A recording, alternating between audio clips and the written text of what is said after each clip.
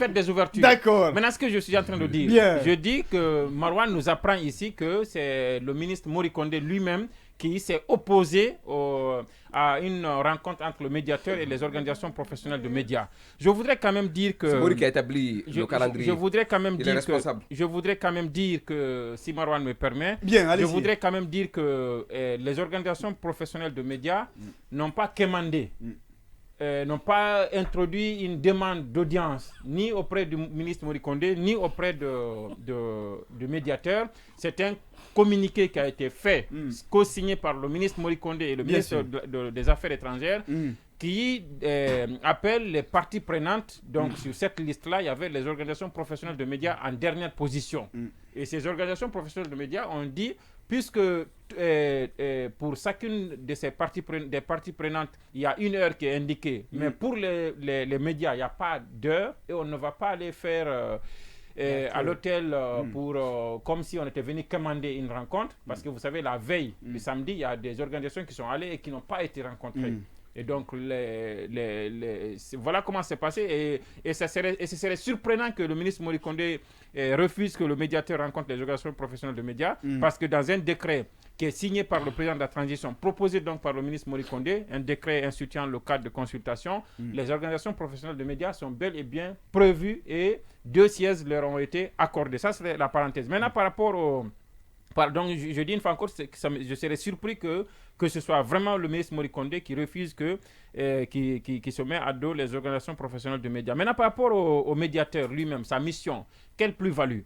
Je pense que ce communiqué, il faut l'oublier. Ce communiqué, c'est diplomatique. Non, pas. Je veux dire que c'est classique en fait.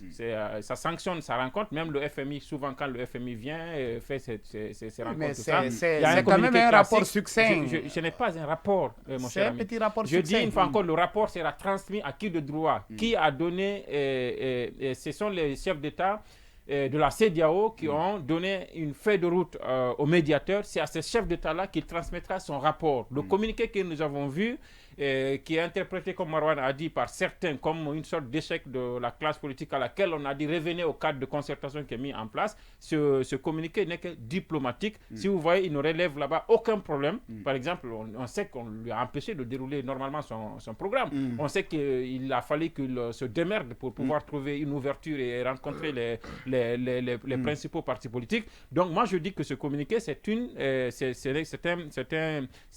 tradition, mais il n'est pas le plus déterminant. Ce qui est plus déterminant, c'est le rapport qu'il rendra au chef d'État.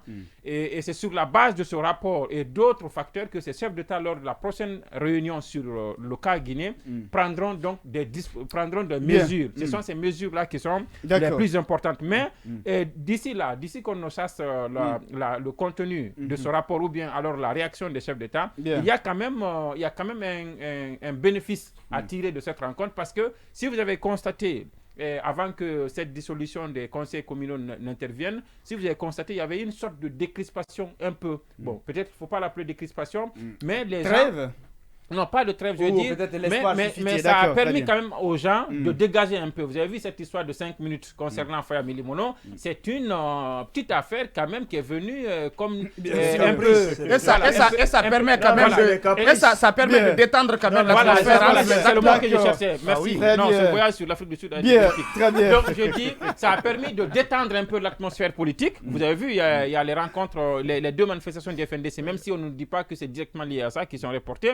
Il y a aujourd'hui c'est cette détente qui est là. Donc je pense que de ce point de vue, le fait qu'il ait pu rencontrer les principaux acteurs, pour reprendre le terme de Mamadi Terna Kamisoko, qu'il ait pu rencontrer notamment l'UFDZ, le RPZ et l'UFR, c'est une bonne chose.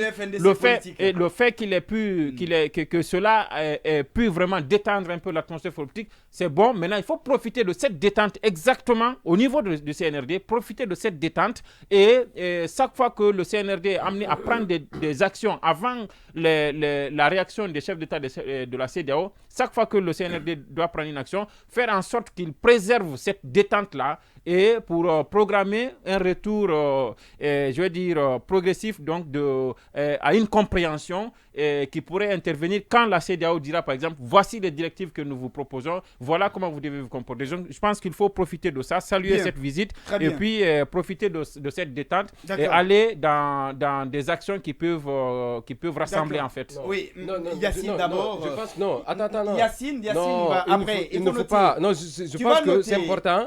Il ne faut noter. Tout est important. Il ne faut pas brusquer la distribution de la parole. Il serait important quand même de manager la compréhension des auditeurs. Je suis d'accord. Ce que je veux dire par là. Non, c'est important. Laisse-moi. Il a dit non. Attends, c'est important. En 30 secondes, j'aurais quand même rapporté les choses telles que ça se devait. Je dis, il ne faut pas brusquer la distribution de la parole. Il faut manager la compréhension. Ce que je veux dire. Au fait, Mbonnet, vous savez, il est tellement subtil que parfois il est bien ingénieux à vouloir. Ce que je veux dire, son propos est tellement tendancieux qu'il est de nature à mélanger ce qui n'est pas à mélanger.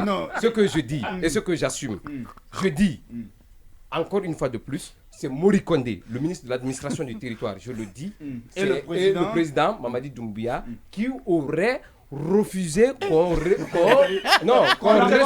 D'accord. Je dis et je répète. Maintenant, la sécurité de ces propos, laissez-moi aller. Non, on a compris déjà. Non, on a compris.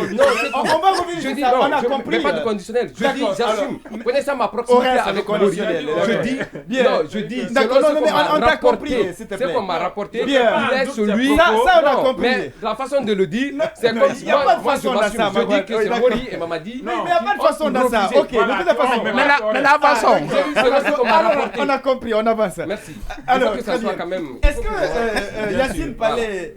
Est-ce qu'il a observé la situation? On n'a pas comme l'impression que la CEDEAO